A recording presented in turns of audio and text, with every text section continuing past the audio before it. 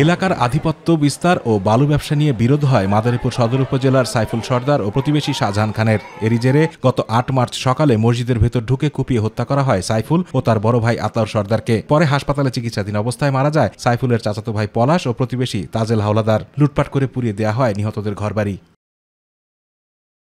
এদিকে ২৭ ডিসেম্বর ভোরে কুপিয়ে হত্যা করা হয় ইউপি সদস্য আক্তার শিকদার ও তার ছেলে মারুফ এবং সিরাজ চৌকিদারকে। স্বজনদের অভিযোগ, আধিপত্য বিস্তারের জেরেই এই হত্যাকাণ্ড।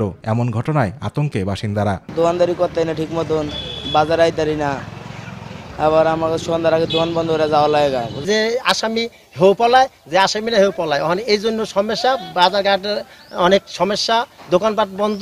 ছোটবেলায় শুনতাম ডাকাতি হইতে, সেহেতু কিন্তু দেখিনি। ইদানিং ২-৩টা ঘটনা ঘটে গেল। এর আগে ডাকাতি হইলো এলাকায়, এরপরে আবার মার্ডার হইলো। এই কারণে লোকজন আতঙ্কে আসে না।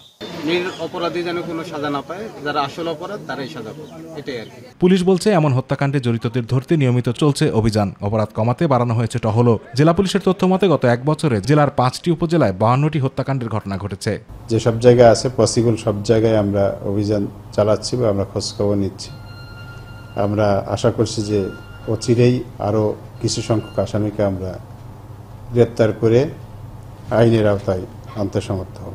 এসব ঘটনায় গ্রেপ্তারকৃতরা জামিন যেন না পেতে পারে সে ব্যাপারে রাষ্ট্রীয় কৌশলীদের নির্দেশনা দেওয়া হয়েছে বলে জানান জেলা প্রশাসক।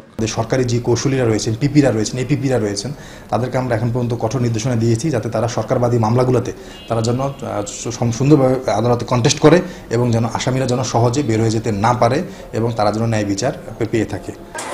আতিকুর রহমান তিতাস, মাই টিভি।